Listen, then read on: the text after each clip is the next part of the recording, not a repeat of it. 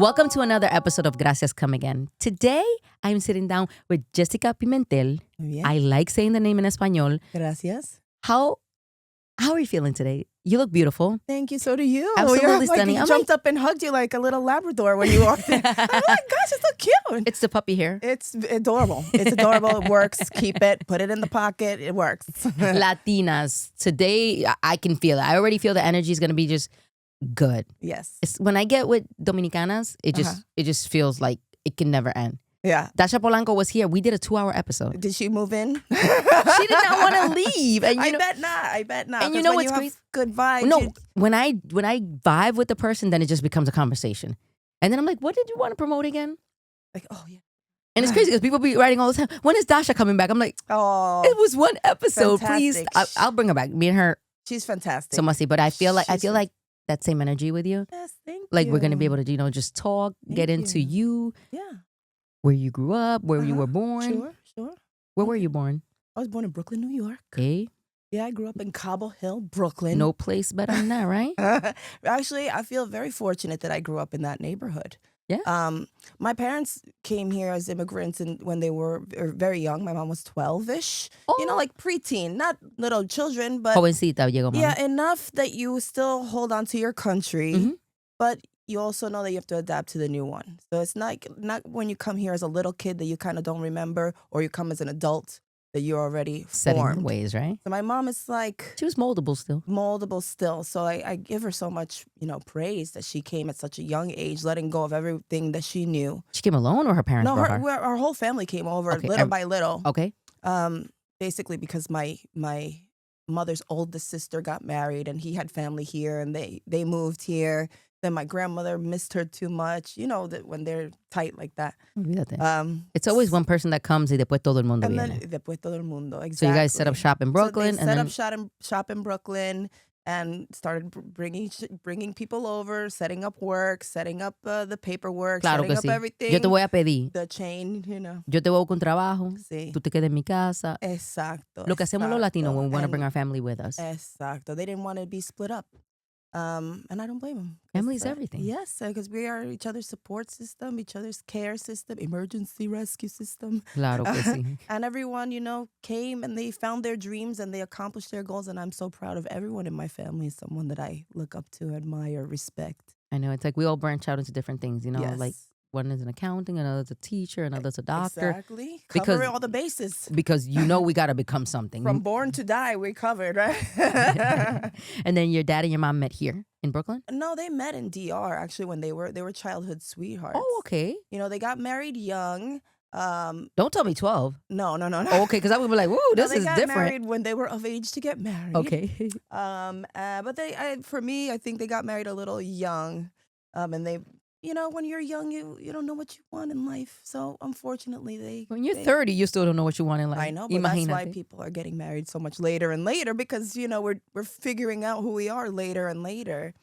And so they grew apart. Things were not good. That's fine. Goodbye. They got a divorce, and it was for the best. I will say, as an adult, hearing stories. Listen, my mother's been married 3 times. There you go. You don't got to convince me. And I also commend my mother that she never badmouthed my dad. I didn't know anything about their adult relationship. Oh, that's so dope. I love that. Me. So she didn't tarnish your image of him. No, she didn't have to. There was no reason to. But it happens. Yeah, it happens. A lot of the time. I know, because people want you to pick a side or something. We'll be like, olvídate de tu papá. Yeah. And things just, that's good. She allowed you to have your father without, poisoning you. Absolutely. And you know what? I had such a great support system anyway. It sounds so strange. I never felt like I was missing my father because I had my grandmother, my aunts, my cousins. You had a tribe. I had a whole tribe of people, and it was a matriarchal family. So the women made the decisions. You were going to win. Anyway. Listen, you were going to win. Right. So abuela, mami, tía, prima, olvídate. Exactamente. So I never felt like the lack of a man figure in my life. It's like, oh, that's extra. Like we could add that later in life. But you have to first be full yourself and rounded and accomplished on your own. No daddy issues here. No, none. Some people have them, but maybe people like me and you, it's just like, my father was absentee in and out. Mm-hmm. But I never felt like, my mother was just so strong, mis tías, mi abuela, that I just felt like fulfilled and complete. Exactly the same. That's how I felt. And Absolutely. I know fathers are very important, but you can be an accomplished and very fulfilled woman even if your father's not part of your life. Exactly. Absolutely. And that we don't seek that validation from men. Oh We no, don't need absolutely it. not. Mm-mm-mm-mm. You know, it's Because it's I hate it when they be irrelevant. like, "Oh, she got daddy issues." Why would you? Oh, she's promiscuous as hell. That's daddy issues. Not necessarily. Maybe she's just having a good time. Exactly. I don't know who am I to judge. They always, they always want to blame it on that, but I feel like to me, No. it didn't affect me, and obviously it didn't affect you because look at us, look Yeah. at where we are. Shout out to them. Thanks for making us. Thanks, Mama, abuelita, 'Cause tía Ruti, titi Ruti, titi Francie. Todo el mundo, because it was growing up. Mi mamá me mandaba donde mi abuela. Mhm. Me mandaba donde mi tía, mi madrina. It Same. always, it's just like agárramela aquí 6 meses Yeah. para la República. Did you ever go to la República? No, I actually have never been. Can you believe it? Mentirosa. No, I'm telling the truth. And I Mm. don't know why. I Ni think una vacaci- it's a block I think that my mother put on me. What do you mean Because by that? I think part of the reason why they left was the political climate was getting very hot right there in Okay. 1967 type. That was like Trujillo area? Yes, and around it was there? getting dangerous. Very. So I feel like my mother kind of instilled in me to not go there because it could be dangerous. Like she put a fear in me kind of. And then it's just not come up. It's just like not come up. I mean, I took my first vacation ever of my whole life to go someplace where I didn't have to work. It wasn't for something else. It wasn't because I was on tour, my husband was on tour. It was because I wanted to go there and be alone together with my partner Mhm. for the first time last year. We- So maybe PR is going to be on the list Oh, yeah, now. for sure. Because he's been there more times than me. He's Swedish. He's been there like 8 times. Like he has Are a you whole crew kidding there. me? Mentira. No, he's been Ocho there more veces. times than me. Oh, no. Next time, he can't go alone anymore. No, he can't go alone anymore. Absolutely not. This is all before you met him that he went to. Yes, Dominican Republic? Okay. absolutely. His No, no. family travels, and that's something that I love. That's something that I really, really admire, love to travel, go around the world a lot because of what we do. That is not what what people know us for or know me for. So it's So you great that he's open live to part time in Sweden and part time in New York? pretty much it's since the pandemic we spent most of the time in Sweden. How does that work? How do you feel? In the world that we live in now, with everything electronic, it doesn't matter where you are. Really? It's You like as a know- Latina from New York, like I would not even think about de que me voy a mudar para Suiza. It's the man. He tricked me. You ¿Cómo así? know, he got me to stay there too enamoró. long. Then I had to get a visa because I was there too long. And then lo and behold, now you're a resident. And that's how they get you, They trick you. How do you? Reverse no. trickery. No. Don't blame it on him. Tú te enamoraste de tu tigre Sí, y te claro. mudaste para el otro lado del mundo. Deja tu Ujú. mierda, ¿me oíste? Sí, claro, A ti te exactamente. gustó blanquito. Well, yeah, whatever. That was part of it, but not the entire Well, of you it. know, yeah. The way he looks is a wonderful part. He's very good looking, handsome man. I'm very proud of him. How did you meet him? We met through the music scene. Okay. He's a musician. He plays in a band called Meshuggah. He's the drummer. Meshuggah? Meshuggah. The world famous Meshuggah. Let's just not be like a band. No, the world famous Meshuggah. I'm there very you go. You proud better of put him. respect on your Very man. proud of him. Mhm. Award winning, one of the greatest drummers in the world, according to Rolling Stone magazine. Talk your shit. Top 100. Exactly. But that's not it. Mhm. What was it was one day he came up to me and just said, I am so proud of you. And we were friends still. We had just been acquaintances. So he knew you as a musician and you knew me him as a musician. Okay. He knew me before really the show was kind of out. And we talked as friends. I never got that vibe from him that he was interested. And a year passes and we're still kind of friends, chatting and all that. And one day he says, I'm so proud of you and I think we belong together and we would be a great couple. He just straight up came out and said He that? decided it. We didn't have a date. We didn't go out. We didn't. He been watching your ass. That's Yes, what he it is. was. And he was taking notes. These notes me quedan chiquitas, Sí, tu marido. Okay, he had claro. more than that. He had 3 of these. He had more than that. He's like, I'm just so proud of you, the way you carry yourself, of everything you've accomplished since I've known you over the years.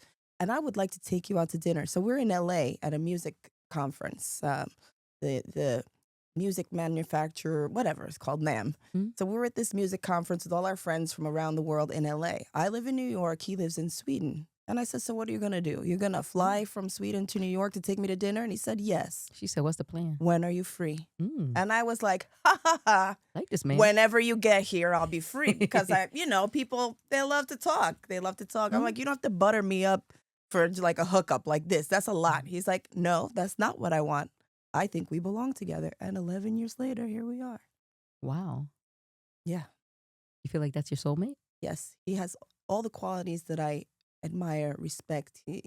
I had written a list, actually. I was fed up at this point in life with dating and guys and la basura que estaba ahí en la calle. You're right? like, que se and I joda figure, esto. at some point you have to say, maybe it's not them. Maybe it's me. I keep picking the wrong one. Don't do that. The Right. second arrow. Right. They shoot the first one, then you shoot the second one. Don't I do keep that. picking the wrong one. I'm meeting people. I'm like, why am I going anywhere? So the first thing I wrote, he must come to me. He must have a great... Latina al fin. Sí. Ese tigre tiene que venir He from... has to come to me. He has to have a great relationship with his family, especially his mother. He has to... That's very telling. He has to, and it sounds really bad, but be shallow and be real with yourself. He must make as much or more than me. Oh, claro que sí. He must be as successful or more successful than me. Because a lot of the problems I had in my relationships were with jealousy. Not necessarily of people looking at you, but jealousy of your success. And they would try to sabotage when you got a part that took you out of the country. They got jealous when you got to do a red carpet and would sabotage that night somehow. Every red carpet, every opening of a play, every closing night of a play, every premiere, every fashion. Somehow, every time I had one of these things, the person I was with would find a way to F it up. Just throw off your energy. They would Yeah. fuck it up.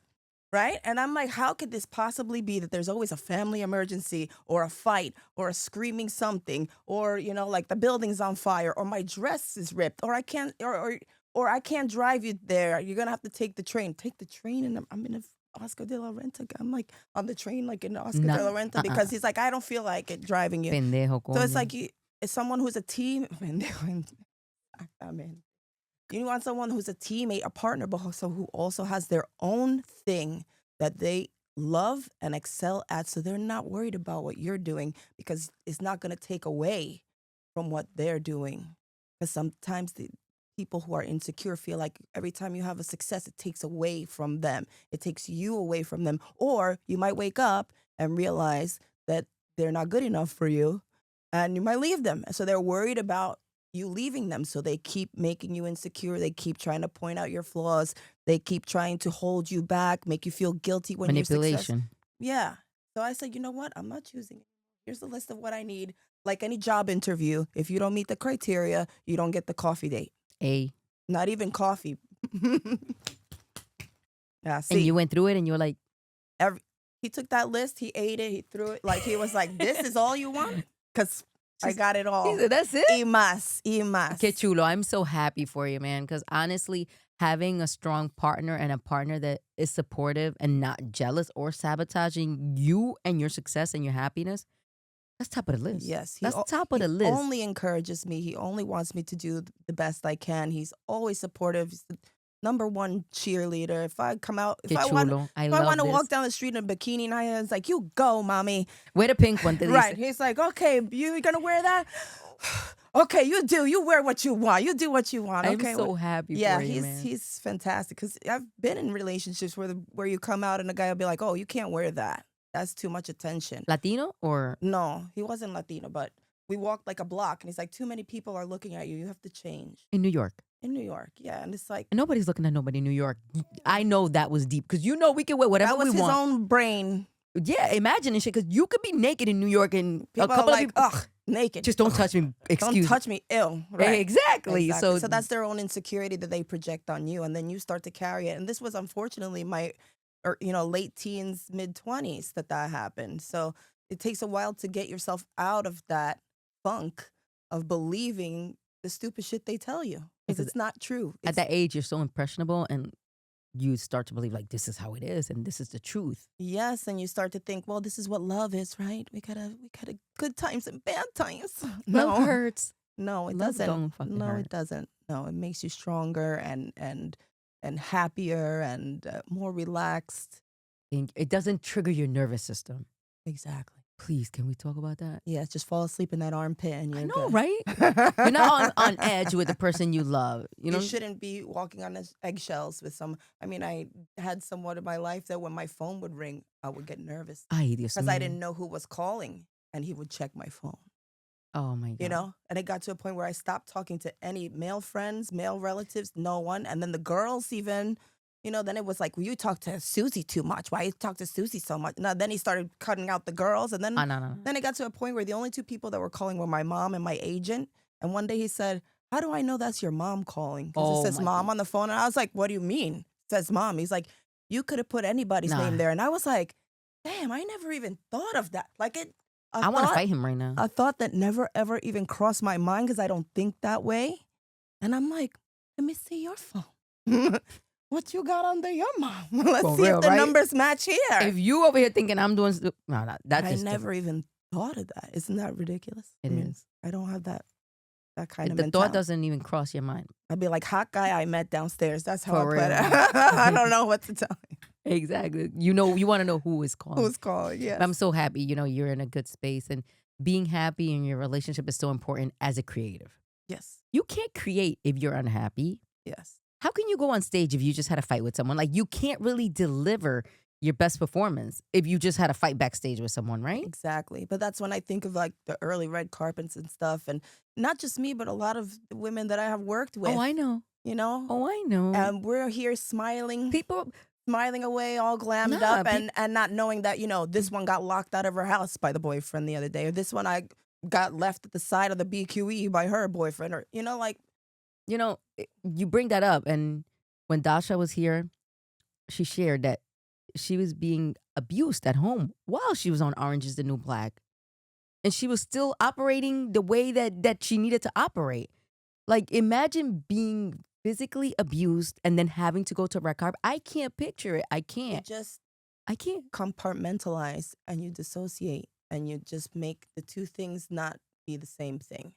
And that's, I think, a lot of us function that way, especially artists. A lot of us have been through a lot already, and we need to be able to use that in a way that it is positive and helpful, that we can channel into our art and make it through the day as a functioning human being. We need to be able to close those doors. There's no I'm gonna stay in bed all day when you have to be on set. We don't have time for that. No, there is none. And you know, it's something that a lot of people don't talk about, and we see you all on red carpets and at the SAG Award and with your awards and with your gowns. And we can't imagine that you're going through what you're going through, whether it be physical, verbal, emotional, because there's a lot of different forms of abuse. People feel like, oh, he doesn't hit me. He doesn't abuse me.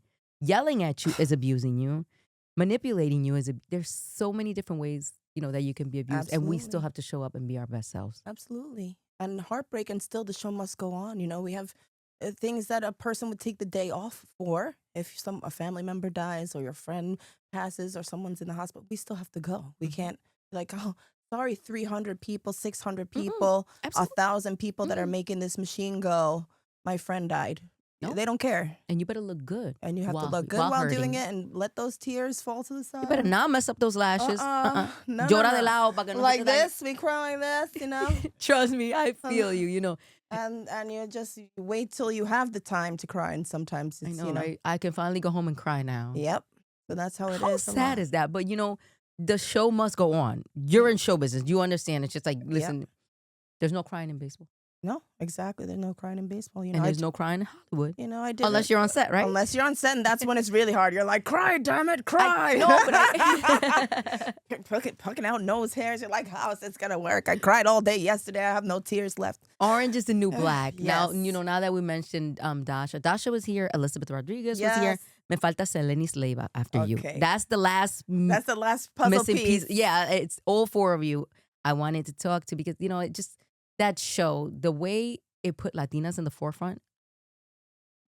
Finally. We stole the show. I don't care.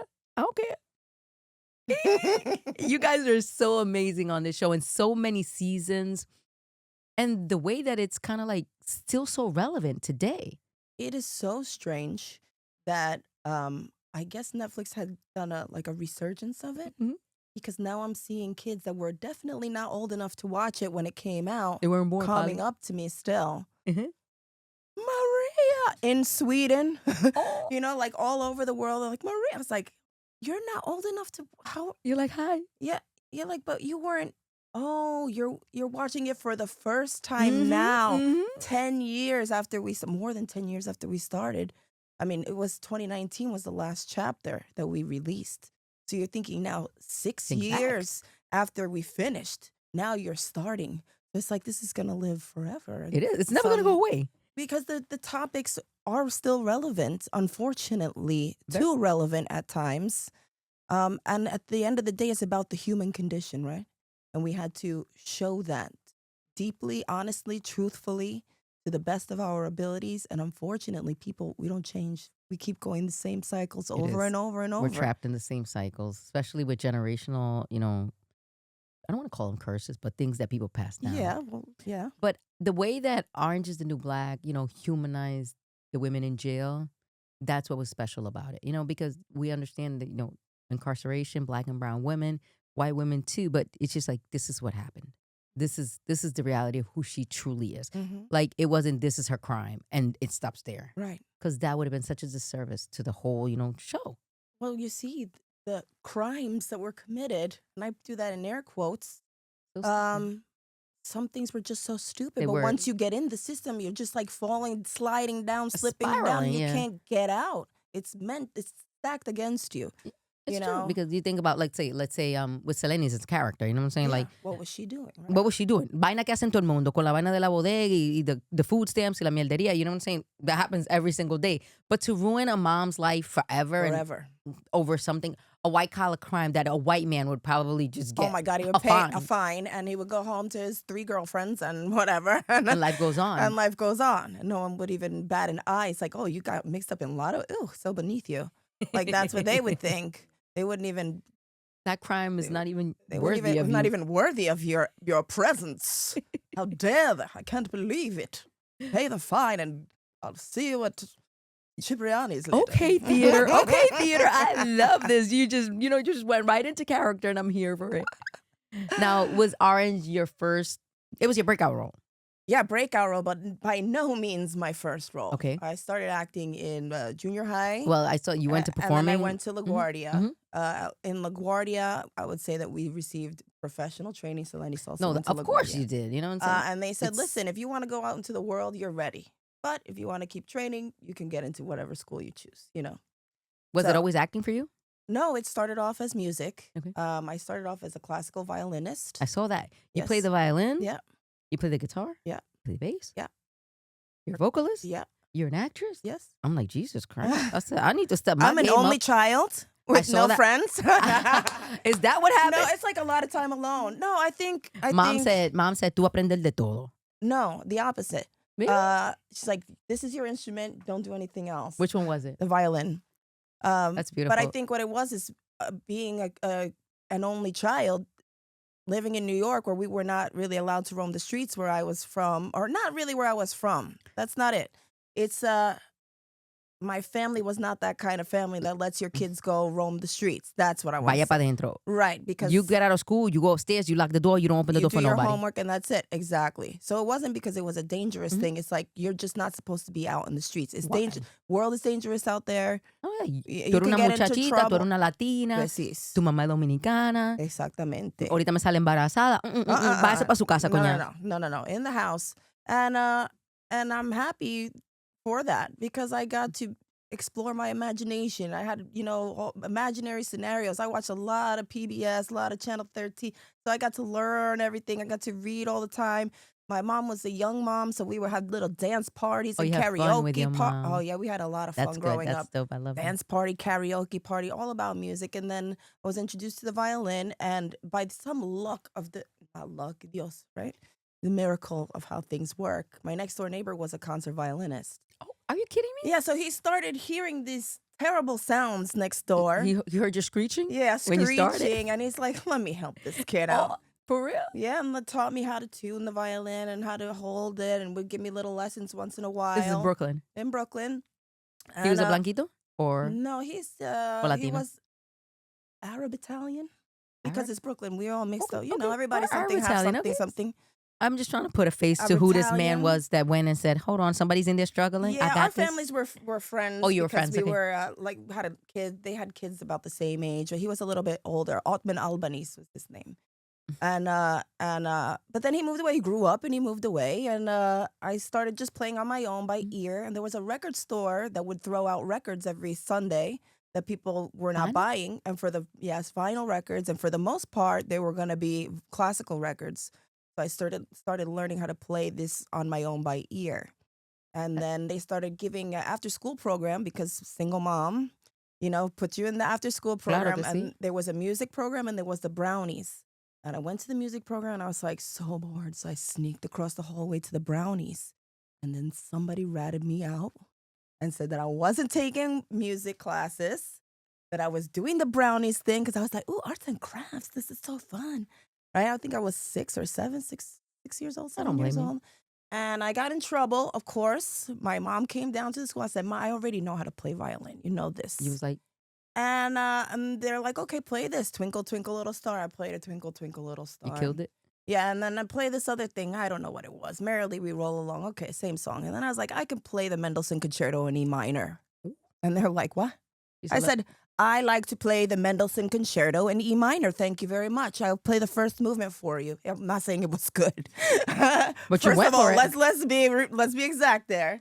But I went for it, and they brought the director of the Russo School of Music, who had sponsored that after school program, to the school to hear me play, and I got a full scholarship to the Russo School of Music. Oh, she a prodigy. And I started taking lessons there several times a week, and then also chamber music, and then eventually would lead me to orchestra and being a concert master of the New York Youth Carnegie Hall. You Carnegie played there, Hall right? multiple times. That's beautiful.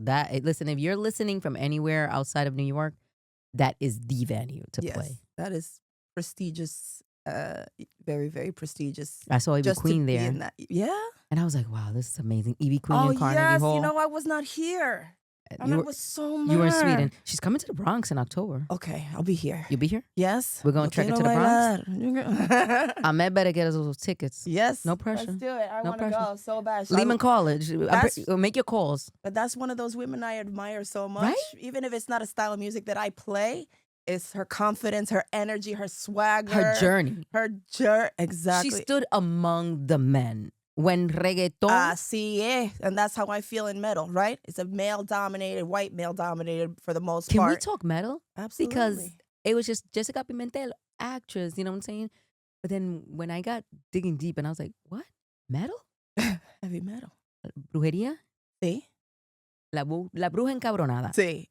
How did this talk to me? How did this happen? This is one of those I wish I had a time machine moments in your life. Mhm. Brujeria was not my first band by any means. Mhm. Um, I just love the name. I gravitated to it immediately. Thank Latina you. thing. I'm like, La Bruja La Encabronada. Bruja I can only Encabronada. imagine how this even happened. our late great Brujo and Peach, who both sadly passed away last year, our two main singers and songwriters, passed away last year for different causes. Sorry. Very close to each other. It's hard for me to talk about it. Oh, I'm sorry. I had first heard Brujeria exactly the way you're supposed to first hear Brujeria. It's a tape of a tape.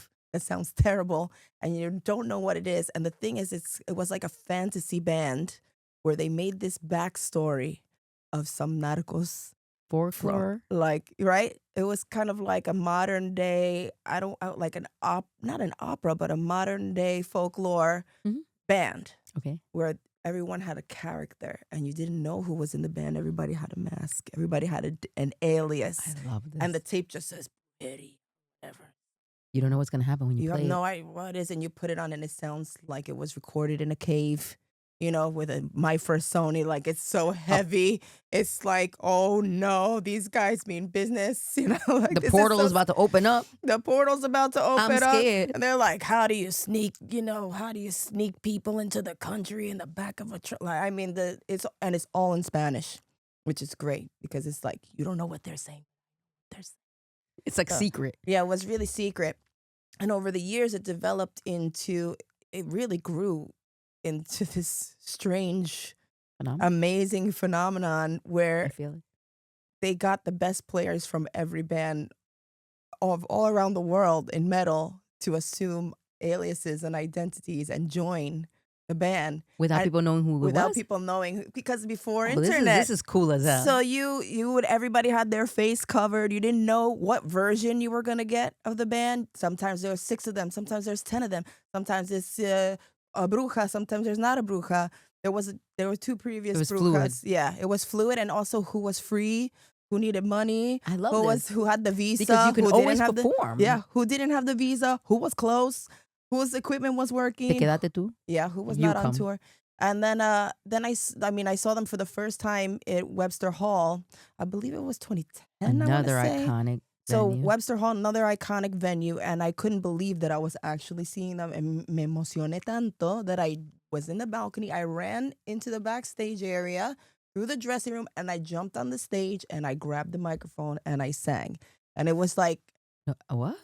it's like I cemented it that day that You were like, I I'm belong part, here. I'm part of this shit. Because I couldn't even just watch anymore. I'm like, I need to be a part of this. It's like, so fierce and crazy, insane. And that was like my first formal introduction to them. And then a few years later, That was a takeover, girl. That was not no damn introduction. I just couldn't control myself. like, I'm very I'm bad part at of this shows. shit. I'm very bad at shows. I have no self-control. You know how people just go to shows and they just sit there cool? I have none of that in my body. I'm pretty calm now. Mhm. But if there's a performer You're that I contained right like, now. I cannot not. I feel you. I'm Because you gonna. feel music. I feel music. I love it. I love Some people, as some a people performer. hear it. Yeah. Some people live it. Like it just goes through your body. And that's probably the way you take music in. Absolutely. And as a performer, you love to see when someone is enjoying your work. So I feel like I owe it to them, you know, to just run up on stage. No. But then we met years later, 2016, and I'll never forget, they were playing at Gramercy Theater, another theater that I love, iconic theater. And I'd just come off set. I was there for 18 hours that day. And I was like, there's no way that I'm going to miss in this venue, which is such a close, intimate venue. I'm going to miss this. No way I'm going to miss this. And I got to meet everyone after the show. And there was a bruja previous. It wasn't working out with them. And then Brujo just tapped me and said, how do you feel about being the new bruja? And I was like, hold on, let me call 13-year-old me for a second. And You were like, when do I start? When do I start? Sure. And with no rehearsal, I got my set list. No rehearsal. I showed up that day with outfit changes. Mhm. I just had one sound check of one song that I was gonna sing and half a song, and that was it. And they're like, okay, 8:00 showtime. Let's see you. See you there. Eso estaba para ti. God wanted that for Yeah, you. it was wonderful because it was for the first time. Not for the first time, but the way Brujo wanted to depict the women in his life were always strong, confident, feminist. They're feminists. So I felt like I was finally doing something like really in your face, not so pretty, not so likable necessarily, aggro, you know, but extremely feminist without being I don't know how to describe the words. It was just something that meant so much to me to be able to be a part of that, which sometimes, you got to always check that temperature with the machismo in the room. Yeah. So that always broke down that machismo because the women would come out with a machete and tell everybody to calm down. No joda a nadie. Lo mato a todito. Exacto. That's so And dope. you just Don't play with me. grab them and control them, and you have them, and you're like, yes, I'm strong too, motherfucker. That's the way I run my life. Mm-hmm. Don't let a man tell it. And I feel, because with us, it's like they want us to be certain ways, and we're not always allowed to be, as strong and as aggressive and, as we want to be in the spaces that we occupy because it's not ladylike. Exactly. And I don't want to live like that. I'm sorry. I mean, that's one of the things that I was worried about, actually, that the previous bruja, I used to call her the heavy metal charro. She always had a bustier, and she was always but she was always very aggressive, but she was always dressed in ultra feminine, sexy clothes. So I brought some outfits like that. Are we talking like Jenny Rivera kind of sort of like those Mexican clothes? Yeah, a little bit of that. She was all, she She was had serving. some work done. She was not afraid She to said, show y'all it. won't get these But tetas. she was still very aggressive on stage. But Una the jefa. way she presented herself was ultra feminine, ultra Mhm. sexy, Mhm. like that makes boys scared sexy kind of Oh. ultra. So when I brought costumes like that Mhm. day, he said, no, I want you covered from head to toe. They wanted more like a militant We look for you? did that already. Uh-huh. She did that. That's her legacy, but that's not you. That's not your style. And I know that. And you should show the girls that you don't have to be that. You can be strong. You can be covered and still be sexy and fine AF, you know? I say that all the time, you know, when I see people with too little clothing. I'm Mhm. like, you can be covered from head to toe and be the sexiest bitch in the room. Yes, that's Trust me. your energy. 100%. It's how you carry yourself. Absolutely. And like I tell my sister all the time, men have x-ray vision. They can see right through whatever. They can see right through They it. can see a nun and be like, she got fat ass under there. I could tell. That's Ay, meant Dios for mío, you. y me cruzo. But that's but that's meant for you. You don't have to. Less is not always more. No, absolutely not. Absolutely I'm not. so proud of you, man. Like talking to you, like I read it all and I was watching the videos and everything. But now talking to you and, you know, just seeing, you know, how important it is for you to push through that energy. It makes me even more proud because especially in that space of, you know, metal, we were talking behind the scenes how it is very Latino, but in mainstream America, we're stripped of that part of our identity. Absolutely. Mexico, when you go to Mexico. Yeah. Talk to me about the vibe out there. Oh my goodness. I mean, Central South America in general for metal, it's like nothing else. It's like a homecoming. It's like a homecoming. Absolutely. When we would go down there, the towns would shut down. Abuela would roast a pig. You know, like there would be a whole house party. They'd close the restaurants down so we would have a place to be. And just because they're just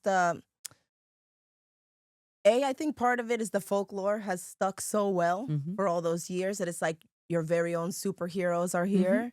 Llegaron ellos. Yeah, so it's like being fans of the storyline, but then also being fans of the very political, extremely political content of our music. Brujo was always very political. He was very honest. He wrote about, you know, all the things that, let's say, white Hollywood would spin on us anyway. He said, oh, why don't you get it from our side of the story then? You want to talk about, you know, narcotraficos? Come from this side now. Come here. Let me tell you a story from this side, what it works like. You want to talk about, you know, illegal immigration, border crossing? Let me tell you the border crossing from our side where we're praying that we don't die on the way over. You got to hear it from, yeah, we do it. But here's our side. Watch this. And he never held back with his lyrics. He never held back with the content. I mean, to the point where we've gotten a lot of backlash for things. And unfortunately now in the day and age of internet, you know everything. You can't hide anything. Oh, no, absolutely not. Yeah. And also it's satire. A lot of times it's very satirical. And not everyone, it's like we're losing our sense of knowing when something is satire now because of the world we live in, the climate we live in. People wake up every day and say, did this really happen? Or did I dream this?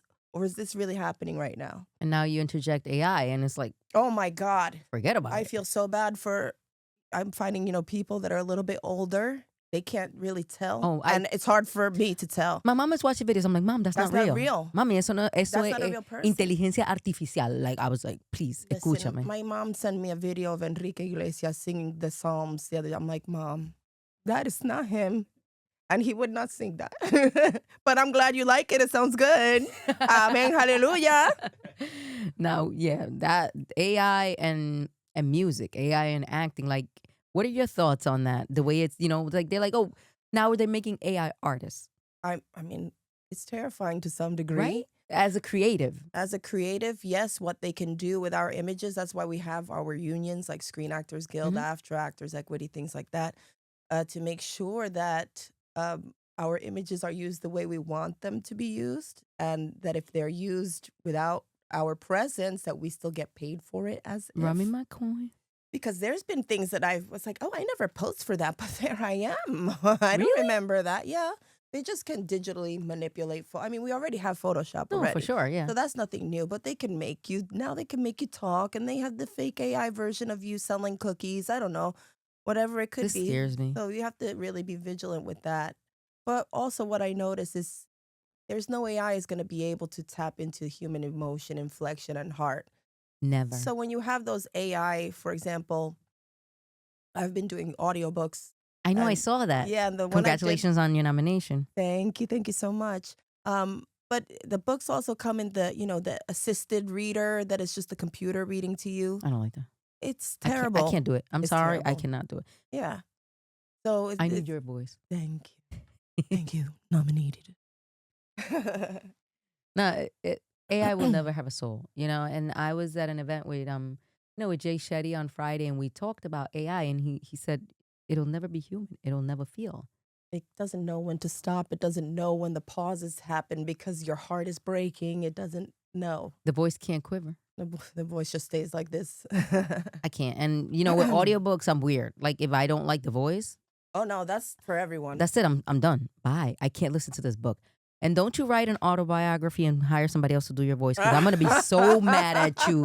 And I'm talking just in general. Like if I know you, big shout out Angie Martinez. Angie, hi Angie. I don't know if you're listening. Yeah, she did her book, and I watched her narrate her book daily for Yeah. weeks, and I was just like, she's a G.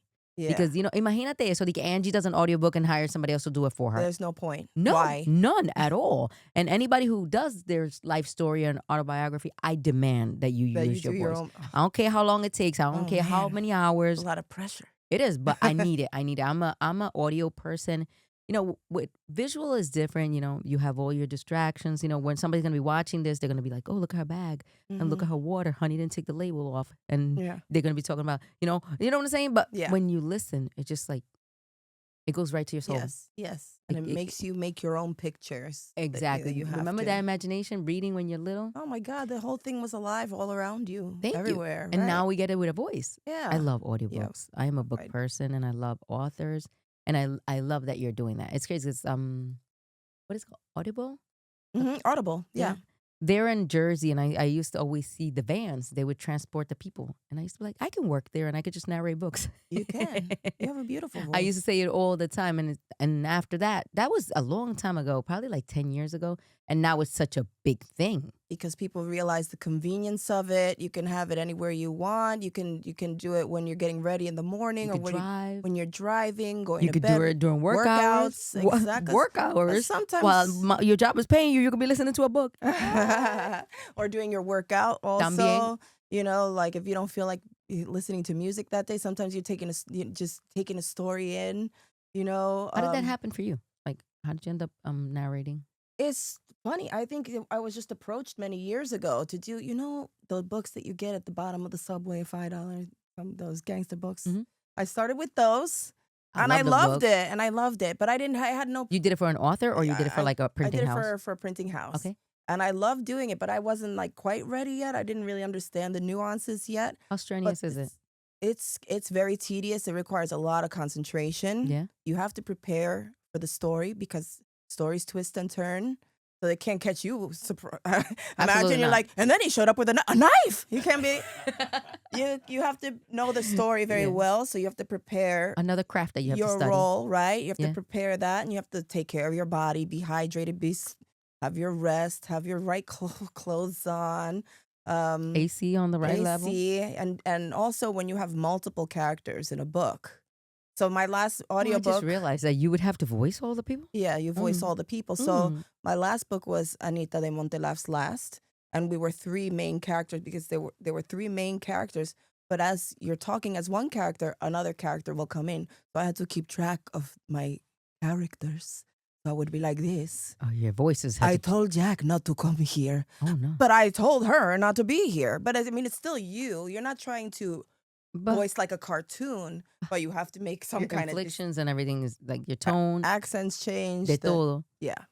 Girl, that's having multiple personalities. Kudos to you, because I don't think I could be. Give me a biography, okay? I want one person. That's That's like in 1997.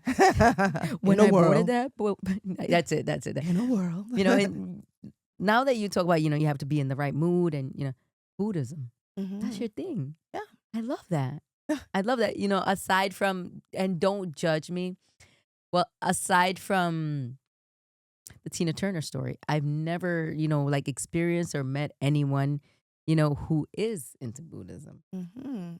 And you've been practicing for a long time now? Yeah, since I was a teenager, I know, I read the basically. 90s. I'm like, wait, but she's so young. Yes, The since I 90s? was a teenager, I was always a very spiritual kid my whole life. I mean, I grew up in the church and all that. In a good church, not a fire brimstone type church, in a good Jesus loves you church. And I think there got to be a point where I started to question things and say, but why does all this bad stuff keep happening? That's And what there got was you no in. answer there Mhm. other than, God's testing. I'm like, but God made me. Why God have to test me? I don't want to be a Like strong some soldier, things were right? just not clicking for The me. math was mathing when it came to the Bible. Exactly. Things were just not clicking for me. And then the people who were supposed to be the spiritual people were not doing the right things in church. Let's just say that. So their behavior also made me question why, what were we doing? What are we doing here? So my mom had this book, on her shelf, Religions of the World, a college class that she took, back in the day. And that book starts with, animism. It starts with the big one, Christianity, Judaism. I had a lot of Jewish friends. I went to temple a lot with them. I helped them Well, that's study cool. I there like for their that. bar mitzvahs, Mhm. and I'm like, that's kind of the same thing, but the Jesus thing. But like the structure, the Abrahamic structure was the same.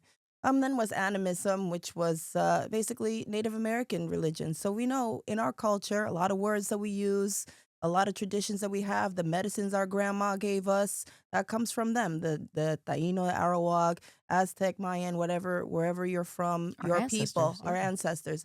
So I felt like that was a piece of it to get back in touch with that essence because that conquering mentality, that conquested mentality wants you to shun away from that. That's bad. That's evil somehow. But it's not. It's good. It's from the earth, from the It's our root. ancestors. It's It's our our roots, roots. man, and we have to tap And so into we it. denied our own roots of where we come from, as if we didn't have our own experience for millions and millions of years, and also mixed with how mixed we are, especially in the Caribbean, how all those things come together spiritually, because how can we say that one spiritual world is different than another? But I kept exploring that, and then I was in the hardcore scene, and a big part of the hardcore scene was the Hare Krishna scene. And I went to their temples, and I'm like, this is kind of closer though, but it wasn't quite it for me. And I started reading the Tao Te Ching, and the Tao Te Ching completely kind of eliminates esoteric things from the picture. It says if you do A, B will happen. 1 plus 1 is 2. 2 plus 2 is 4. If you want 4, you know, Very that's how you do logical. it. Very logical. So it's for the first time, it wasn't something in the sky that I couldn't see or speak of waiting to smite me for being bad. It was just, it was just like logical behavior, um, cause and effect, result, consequence. And it really spoke to me in the sense that it felt like everything was up to me in my hands to some degree. If I'm suffering, it's my fault to some Mm. degree. And I do have control over things, and things change. And while I was reading this in high school, we had to read the story of Siddhartha by Hermann Hesse, which is basically it's a novel, but it talks a little bit about Buddhism and this guy that's near the Buddha in his life, and he goes through a spiritual journey. He starts off too hard, then it goes all the way left, and then all the way right, and somewhere in the middle was the right place for him. And then there's someone else in his story going all the way this direction, all the way. And we have to remember that our paths are all different. Oh, that they are. Yeah, and then extreme is not always the case. Extreme this or that is not always helpful either. And so from that point on, my teacher was like, "Oh, you really compared this a lot to Taoism. Maybe you should look into Buddhism." I was like, "I'm not a Buddhist. I'm a Taoist." But the next chapter in my mom's book was Buddhism, and there's the famous statue of emaciated Buddha when he had gone all the way too far to self denial and hurting himself and not eating and not breathing too far. And I was like, "Oh, this is not for me. I like food. I like to eat. You're like, I like chubby I don't Buddha. like this." But then I read something called the dependent origination, how one thing leads to another, another thing leads to another, and this is how we get here. But if you can cut that first root, you can end your suffering. And it just made me cry because it was an answer. Finally, why do we suffer? Because our own minds, we create this desire. We have this anger. We have this ignorance. We have hate. We don't understand how the world works. We always want more. We're never satisfied with what we have. We hate what we don't understand. We're repulsed by things. So all these factors that are in us, like almost inherently in I want us. to be your friend. Yeah. So I you love work on this. that and you realize that some people say karma, right? But it's really everything you say and think and do causes everything that your life is. Like a boomerang? That's it. Everything you say and think and do creates the world that you have. That's it. That's it. So You're in think about control what of you your own say. destiny. Yeah. So think about what you say. Think about what you do. Think about how you react. Think about what you're putting out there. Think about what you're taking in there. When you start getting um, jealous, something like jealousy, it's like I'm me, most important person. Everyone's the most important person to themselves. Main character syndrome. Exactly, exactly. And also the quite opposite, the self-deprecation, the imposter syndrome stuff. That's also something that you do to yourself. That we create. All mental. All mental. And that our inner state, mental state projects onto how we see the world. So depending on how your mind is, that's how you're going to see the world. Are you going to only see problems? Or are you going to see solutions and opportunities? Are you going to see jealousy for someone getting an award? Or are you going to say, did it? Good for her. I can't believe when you rejoice in other people's happiness and their success as if it were your own, then you'll always be happy. It's like you're attracting what you're putting out. Yeah. And that's why you're seeing it that way, because that could be you. If you want that, sure. Just keep to yourself, keep happy, keep your focus on remembering that our purpose here is to be happy and to make other people happy. I love And that. focus on others. When you focus on others, you're never going to be worried about what you don't have, what you don't like, what somebody did to you. Oh no, you found the secret. You done tapped into some other shit that I want for myself. Buddha found it 2,500 years ago. The doctor of the mind, mind science. I need to get out the dog. No offense. You are the light. Be the light. I love that. You're What are the you light. working on right now? Oh, right now I'm working on a project with Seven Sons Music. They're a modern classical quartet that mixes extreme metal programming, composition, but with strings. Love it. So I'm working on that. We have 3 of the best drummers in the world. I can't reveal who they are yet on that. 3 of the best drummers in the world? Yeah, 3 of my favorites. So okay, well, you know 3 what? of my favorite are if they're on your there. favorites, they got it. And it's based on the Tibetan Book of the Dead, of liberation through hearing what happens as you die, when you die. Nice light comedy. Pop chart summer hit of the year. That's dope. Are you going to be going on tour, or are you working on the project, or what are you doing with the project? No tour first. Right now, we're just working on the arrangement and getting the right editing and everything done for that, because it's a pretty big undertaking when you have an orchestra and multiple How do you record? voices. How do you record this? We are trying to figure that out. In my mind, I'm like, what? Because it's such a mishmash of the 2 different styles. Someone that's great at recording metal may not be great at recording classical, and vice versa. So I can say we have Rachel Barton Pine, one of the best, if not the best classical violinist in the world. Oh, wow. Does a cadenza there that will break your heart. And that's just with her violin.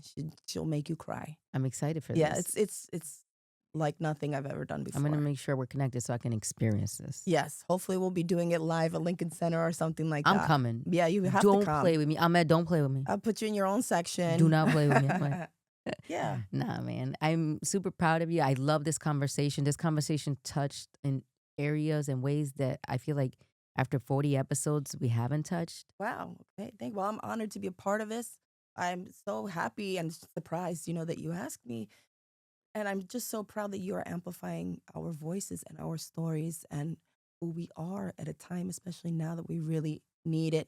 And I hope someone out there is inspired, gets inspired and learns something new, or goes for their dreams, their goals, and knowing that they're not alone in this, This is my purpose right now. Yes, and you are fulfilling it. And so thank you for letting me be a small part of it. You're a big part of it. I love you. I'm glad that we met. And, I want to wish you good luck on everything that you're working on. I'm going to make sure we're connected. And thank you for bringing, such amazing and positive energy into the room. I didn't know what to expect, but I am delightfully surprised. Thank you. Thank you so much. Un Thank you. beso. Thank you. Thank you. And I brought this little bag with me here. This little cute little bag Un here corazoncito. from my little girl Maya, who I helped her last year. She was on America's Got Talent. That's huge. Yeah, she got to play heavy metal guitar wearing her Indian sari and got to be herself and only 10 years What's of her name again? preteen. What's her name again? Maya. Maya. Yeah. I got to find her. I got to track her down too because that's amazing. What you're doing out here is big, and thanks for passing it down, to the younger generation. Yeah, that's what we have to do. Representation matters. We have to kick down the doors and light the way for them. Seriously. And on that note, gracias. Come again. Gracias. Thank you. Bye-bye.